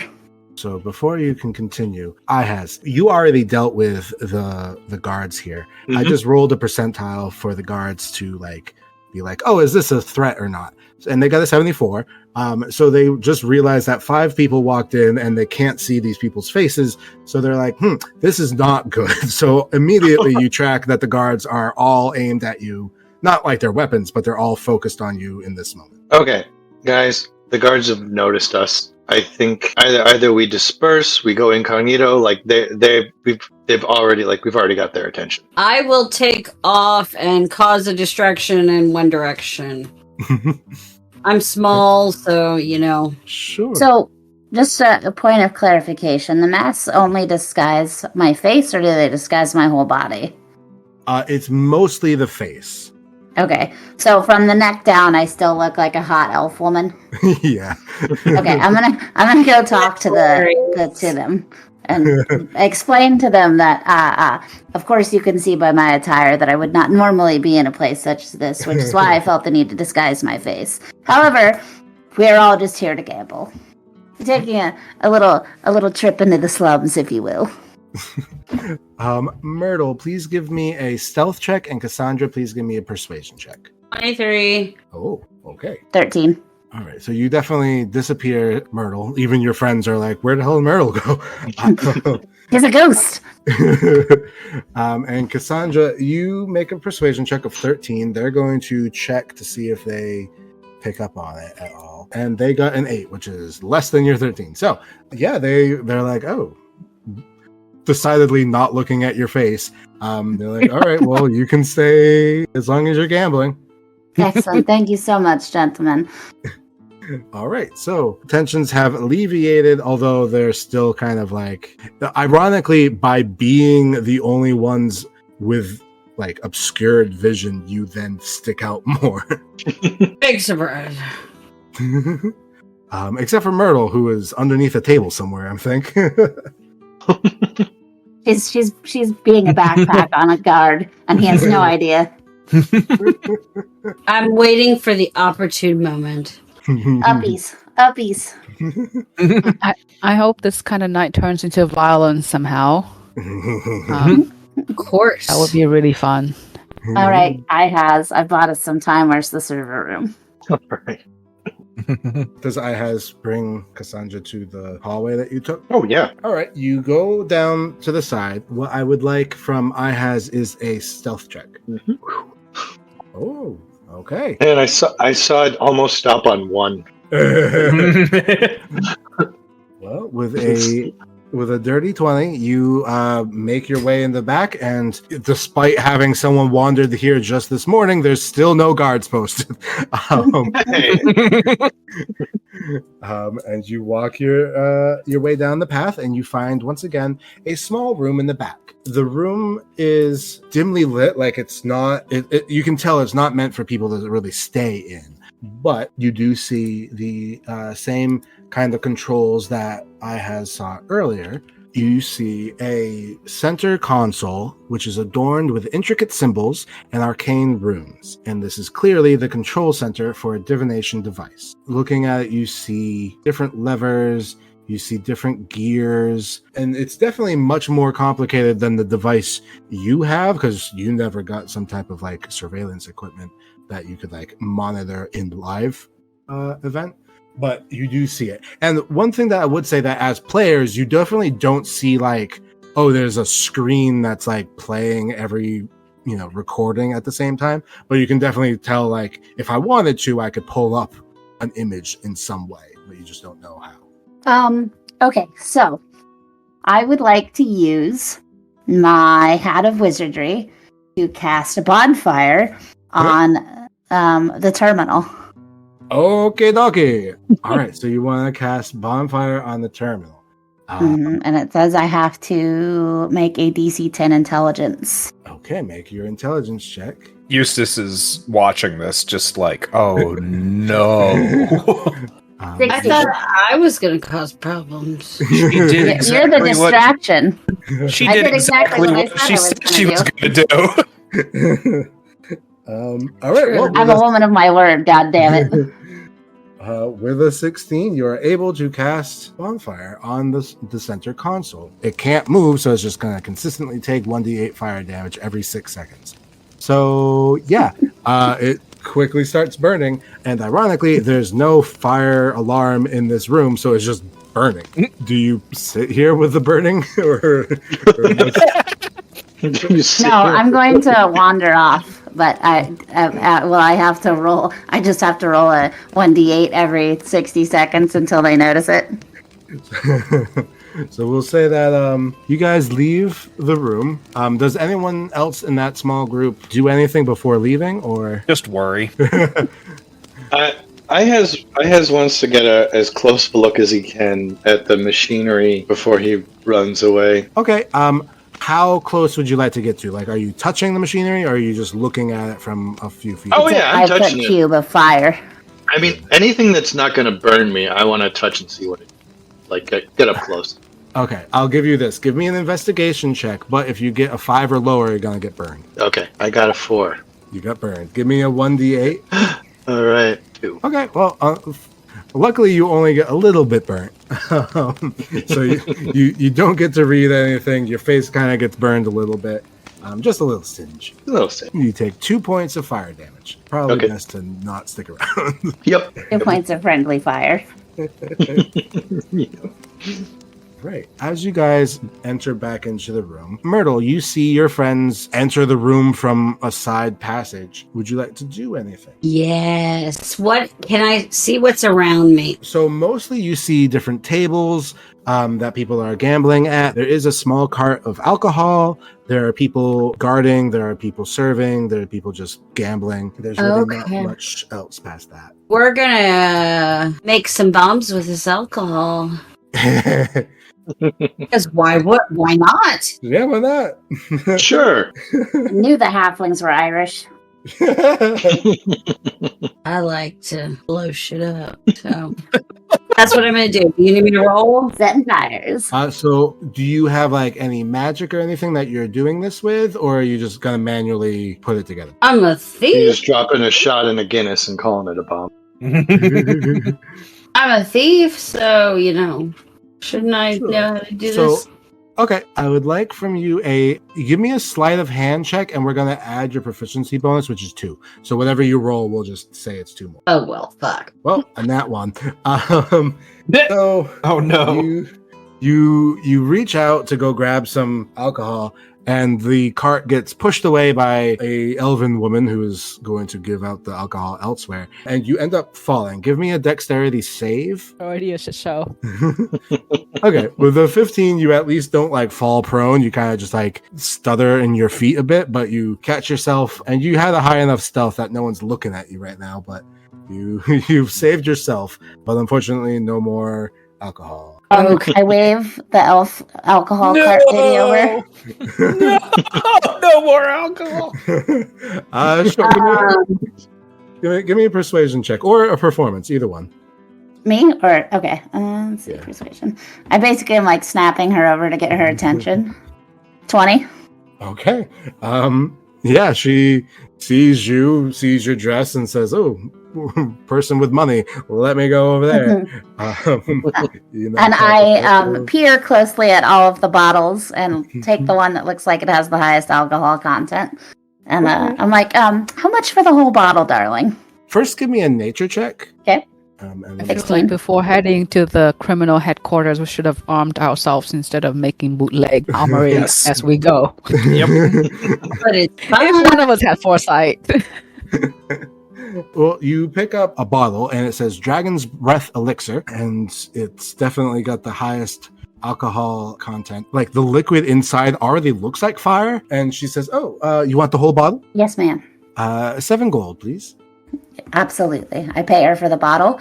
I take a very dainty swig, and then I discreetly set it on the floor next to my chair. Okay, you have a small swig of this.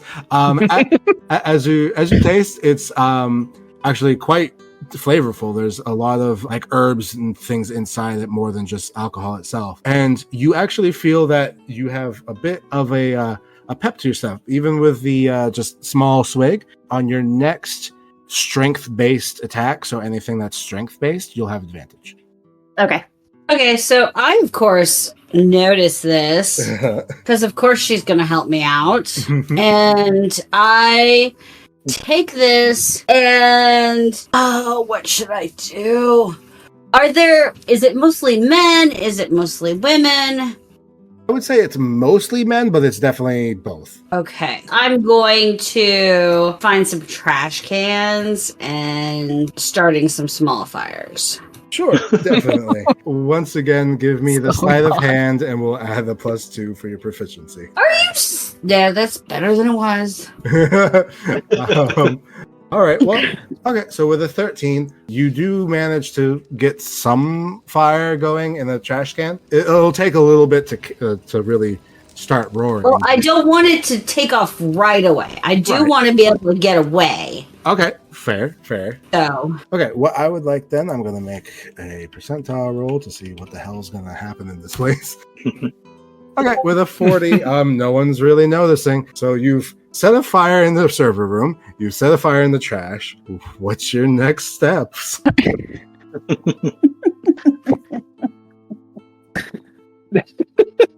I'm so we want to see confused. who's going to respond. Okay. So No one's noticed anything yet. you're sneaky. Okay, I think I want to bet on a single hand. And then I'm going to kind of we only have an hour on these masks, right? Uh-huh. Okay, so how long has it been? I'd say at least 25 minutes, probably about 30 to 35 minutes. Okay, so bet on a single hand, lose, whatever, doesn't matter. Give the eye to everybody. We all go outside, and then I light the building on fire from the outside. Sounds good. Okay, sure, that happens. Y'all bet a little bit. You basically average out. No one loses or really gains, but at least you look like you've been actually gambling. Mm-hmm. And then you leave. And then Cassandra, so what is it that you're using to burn the building?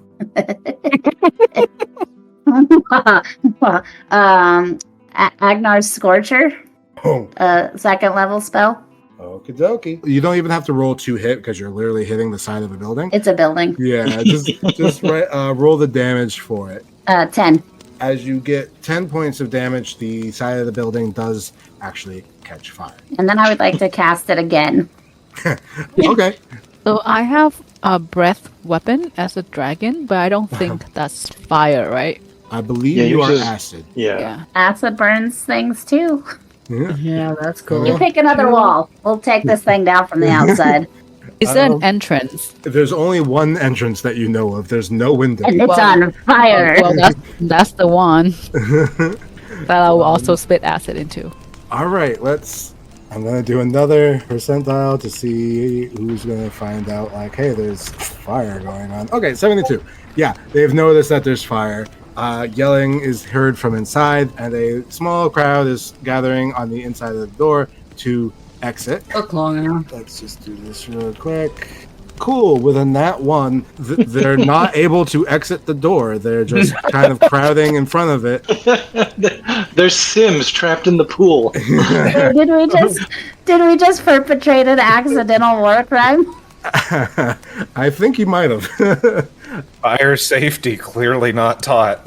Just Well, I'm going to say at this point, it's... We rush in and save the day?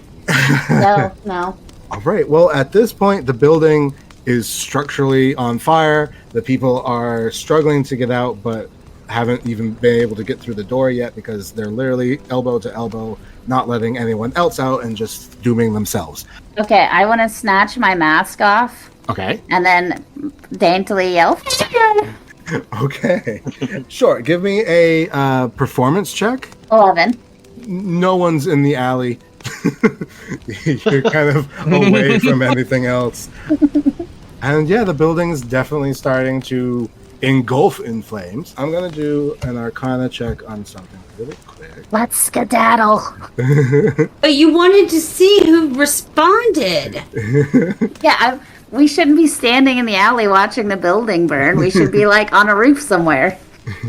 So at this point, you hear an alarm going off inside the building, but nothing's happening. It's still on fire. It's up to you guys if you want to intervene, if you want to run away, or if you want to stay. I think one or two of us should be good Samaritans, and we might get some more information. Yeah, it would reflect very good on the team if we happen to rescue people. Oh, so you set the Okay, well, fire. I think and then you myself and rescue- Carbon Fang should leave since we were the ones actually setting the fires.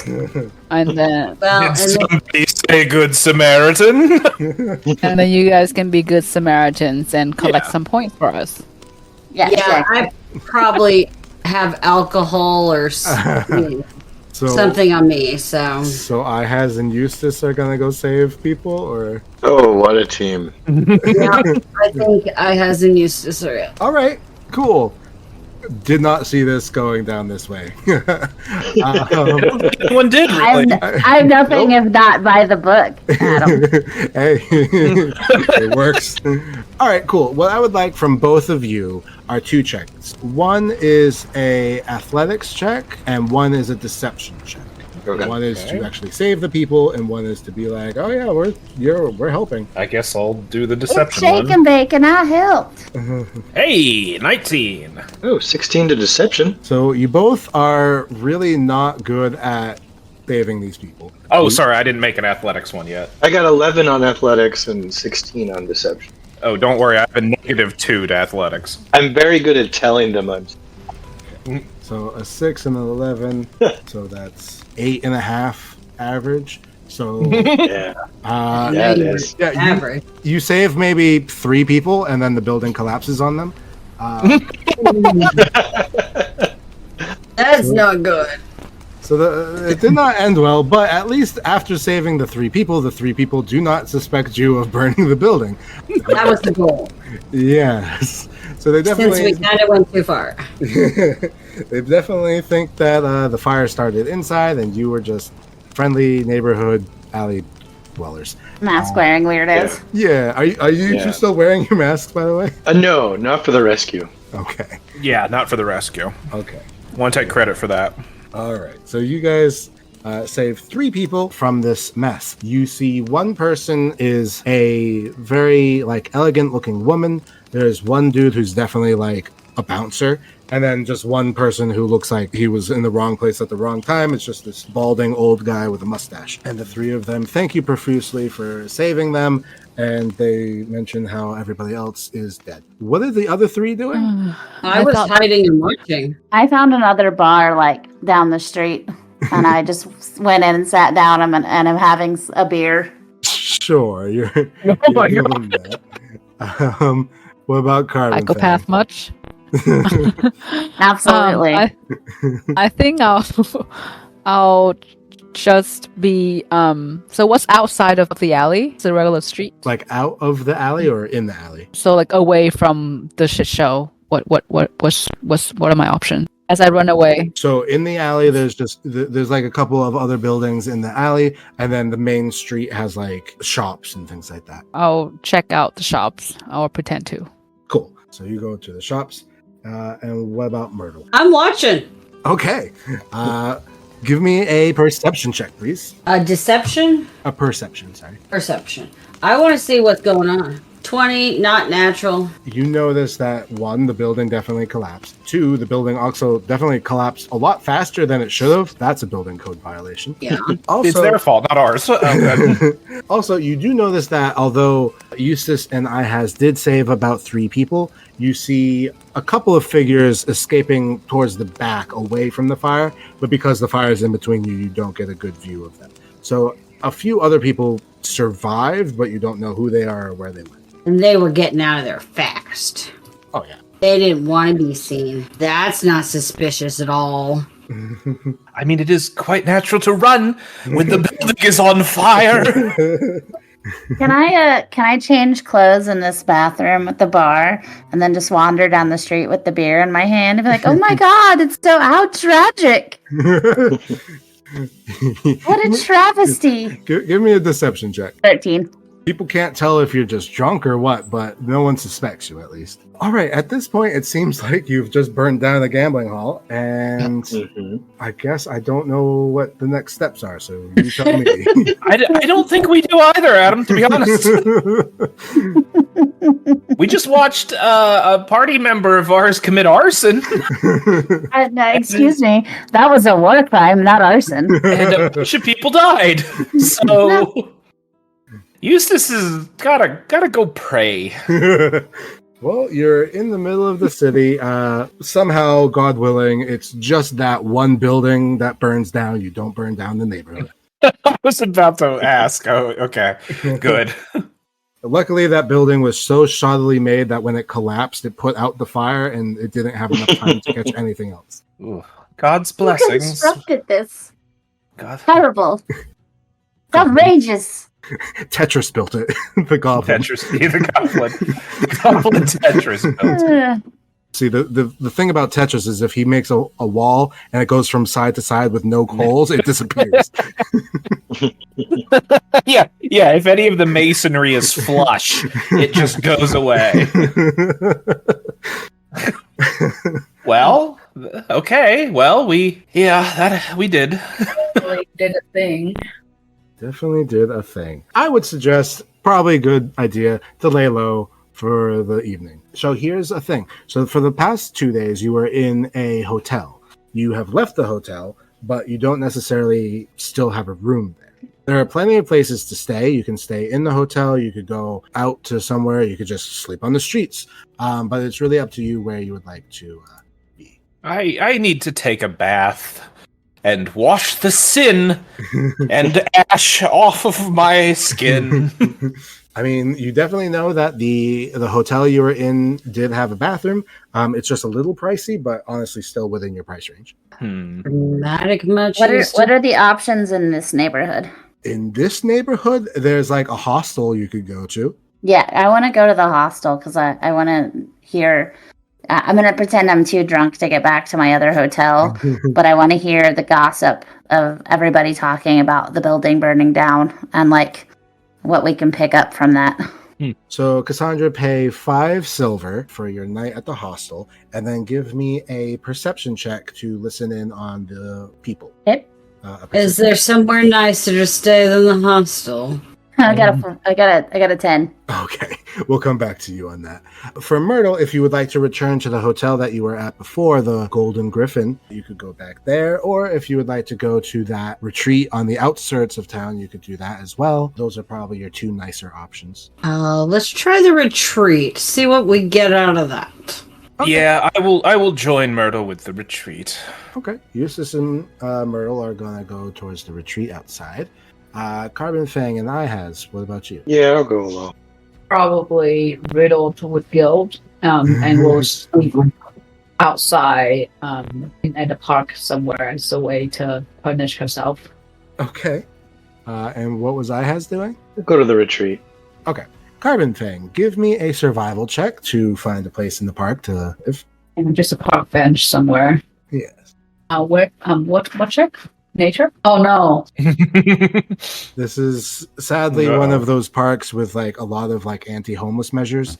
So like the bench has a bunch of armrests that are needless. So there's really nowhere for you to sleep unless you want to like sleep under a bush. I will sleep under a bush and reflect.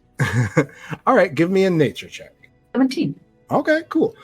You actually find quite a nice bush. It's not super gross underneath. There's not like a bunch of like briars or anything, and you are actually able to rest for the night here and kind of reflect on things that have been happening. Ihaz, Eustace, and Myrtle, as you guys go out, could the 3 of you each give me survival checks as well to find this place? 17. 9. 0. And a 0. Okay. Yeah, I contribute. So a 26 divided by 3 is an 8.6. So not that great. So you guys end up lost. You don't find the retreat, and you end up having to just make it work in the woods outside. I guess give me a nature check to make that work. Fuck. Oh, a 1, an 8, and 11. 11. All right. We don't. Cool. Yeah, we don't. We're all get what we cuddling with the deserve. dragon. Gotta go to the hostel. Yeah. You guys find a spot that you think is nice to kind of rest for the evening, but obviously it's not going to be with that roll. I knew there was a buck coming. Who got the 1? I did. You find something and you're like, oh, this is like a nice place to rest, but it's already been claimed by an animal that wants to eat your face. Between the 3 of you, what would you like to do as far as keeping yourself alive? This is a large 4-legged animal. It looks like a cat. Ahaz should be able to take care of it. Oh, what? When I say a cat, I don't mean a domestic cat, but like a wild cat. This He's is a dragon. Okay. this is like a Hangover movie. Yeah, it became a hangover somehow. Yeah, the casino burns down. And now we get lost. We're in the woods, and now there's a feral, like, large cat coming after us. You know what? I try to, I don't know, I pray. You know, I just pray. Sure, give me a religion check. Okay. Ahaz, save us. A 13. Okay, with a 13. I'm you hiding behind pray. the dragon. You're hiding behind the dragon. Okay. Unashamedly hiding behind the dragon because I'm 3 feet tall. And what is Ihaz doing? Getting some food from his rations to try to placate the animal. Okay. If it's interested in. Give me an animal handling check. Oof. No. Okay. What's your armor class? It is 18. Cool. So it tries to bite you, but it bounces off your hide. This is definitely trying to hit. It's then going to attack Eustace with its paw. What's Eustace's armor class? Oh, it's a robust 15. Cool. So with a 16, it hits you. Yeah. Oh, boy. Okay. So, and it deals 6 points of slashing damage across your chest. Oh, my God. I was totally expecting fighting in with the criminals, not with the stray cat night. Yeah. I'm gonna die. All right. So, Isn't it ironic? so it tried to bite Ahaz and it did swipe at Eustace. What would the group like to do now? All right, fine. I'll fight a cat in the woods. Okay. All right, let me see. Wasn't expecting this at all. I don't think any of us guess. were. Yeah, I really don't think we were. All right, how close is the cat to me? It's on you. Oh, it's on me. it just All hit right. you with its paw. It's wearing you like a suit. Okay, so it didn't do like a Final Fantasy jump across the screen, slash, and then jump And back then to jump where back? it was. No. Yeah. No, it definitely Okay. didn't jump backwards. All right. What I want to do is I want to take out 2 daggers and just Okay. stab it with the pointy ends in as much to the face as possible. All right. So, Eustace, give me your 2 hit for both of them. There's one. Okay, a hit. There's the other one. Okay. They both hit, so hit the damage twice. Okay. 13 All right. damage. Huzzah! It's still standing. It Oh, took boy. it took the dagger like a champ. Okay, I have daggers. Okay. How far am I back from this? Ahaz got bit, and you're standing directly behind him, so like 5 feet.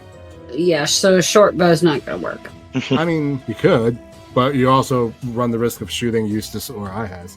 So I just hit the button for both of them, right? Yes. Okay, yeah. So you got a 14 and a 21. They both hit, so hit the damage twice. Okay. 7 and a 5, so 12. So a 12 and 13, that's 25. Okay. And what about Ahaz? I'm a fighter. I have weapon fighting, right? Hope so. Let's hope so. Yeah, I'll go at it with my hand axes. Okay, 2 hand axes, both to hit. It's a miss Oh my god. and a miss. Okay, so the actual fighter misses. All right, the tiger is gonna go now. Now try to bite again. It misses biting Ahaz, and then it's going to swipe once again at Eustace with an 18, so it definitely hits, and it does 6 more damage to Eustace. No joy. All right, at this point, you guys are fighting a large wild cat. Eustace is bleeding. Yeah, what are you at now, Eustace? Let's see. 18 minus, what was that? 6 points of damage? 6? Yeah. Yeah, so I'm at 12 out of 24. So you're at half damage, so you Yep. are what's considered bloodied. So you are not doing so hot. Yeah. But what would you like to do, Mr. Bloody Man? Oh, I just want to somebody get this friggin' cat off of me. That's what I'm gonna do. Yeah, I want to kill the cat. Sure. Attack with your daggers, please.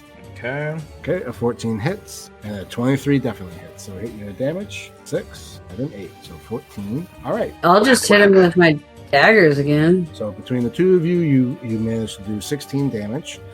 Yeah, so he definitely looks worth for wear. He's going to do his same thing again. He's going to try to bite Ahaz. Misses, and then he's going to swipe at Eustace and hits, dealing 10 points of damage. Eustace, you're barely hanging on. Yeah. Oh, God. This is just amazing. Just amazing. All right, stab it again. Okay, stabbity stab stab. Okay, 22 hits, 13 hits. Okay, so it's also not doing that great, but it's doing better than you. Yeah. Myrtle, Can I what give would you- him a potion? Sure, you want to give Eustace a potion? Yeah, I have a potion of healing. Sure, you can definitely use your action to like administer that instead. But why not let him die of a stray cat attack halfway through the game? Why not? Why not? I will use my action to give you a potion. Ah, thank you. It's a potion of healing. Also, users, have you tried praying harder? You know, the thing is I think in this situation, it's very much a God helps those who help themselves. Which is Yeah. why I'm sleeping in a hostel like a baby. Yeah, you don't get to talk in this section. Like, this is your fault. All right, You're getting Eustace, the hang of evangelical speak there. You could have come to the hostel with me. Yeah. You get a bottle shoved in your mouth, and you now have 10 HP. I have what? What did you say? You now have 10 HP as opposed to 2. Oh, hooray! And Thank Ihaz, you. what would you like to do? I tried. Thank you. I'm gonna try to use my net to restrain the tiger. That's not. Oh, maybe. It does use the net. can use its action to make a DC 10 strength check to try to free itself. Oh, good job. Dealing 5 slashing damage to the net also frees the creature without harming it. Okay. Yeah, it broke through the net. Oh, well, I tried. It headbutts the net, and the net breaks into a million pieces. It headbutted a net. All right, it's gonna bite. It misses. It's gonna swipe. It hits. I'm sorry, Eustace. It just really wants to kill you. Wow. It smells the blue dog. Yeah, evidently. Hand. Poor Azure. All right, you immediately lose what you took back. All right, Eustace, what would you like to do? I really want to stab this thing. Stab it away. Are you still under the thing? Can you run away? Okay, 23. So a 23 hits and 9 does not. Okay. Pretty wounded. Okay, 7 points. It's barely hanging on. Much like myself. Stab it. Stab it. Myrtle Shit off. Myrtle can stab it, sure. Okay, I'm doing it. Okay, 21 hits. Roll damage. 7 damage. All right. It falls to the floor in a bloodied, cut-up mess. Several stab wounds later. Eustace is standing there with 10% of his health left. And very, very bleeding. You are having trouble breathing. Your ribs have broken a little bit in this. But you did defeat a giant wildcat. Huzzah! Does the cat have any gold? There we Give me an go. investigation Loot the check. corpse. Loot the corpse of the Give me an cat. investigation check to loot the corpse of the cat. Alright. Okay.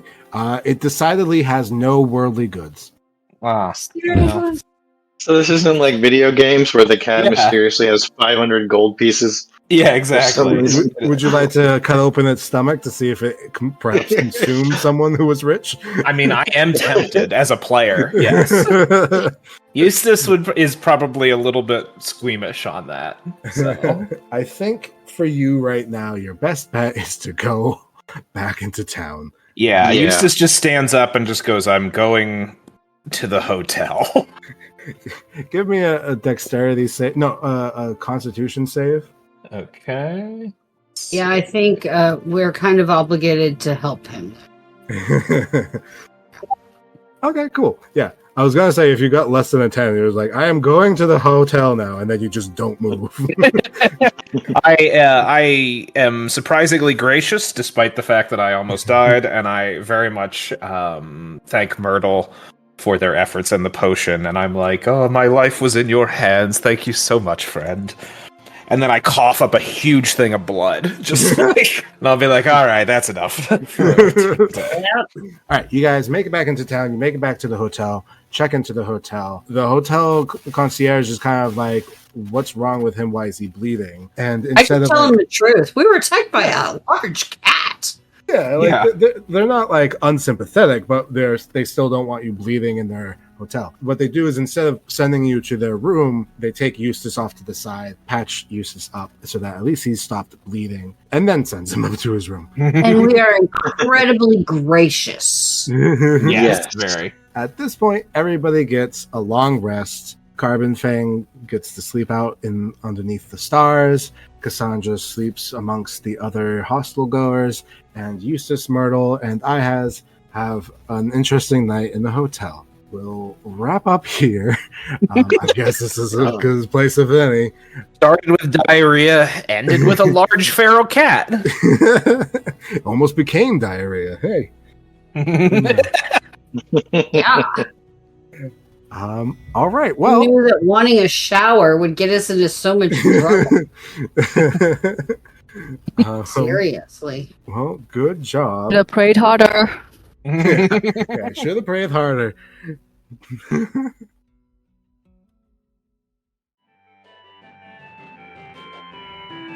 Thank you for listening to Remedial Adventuring. The outro song is Thinking Duck by Anachronite, and our various ambient tracks are by Bardify. Our players have asked to remain anonymous, at least for now, but I have been your DM, Adam Souza. I'm putting together the next episode now, which should go live in about 2 weeks. So thanks again for listening, and I hope to see you again. We're all gonna die, and I intend to deserve it.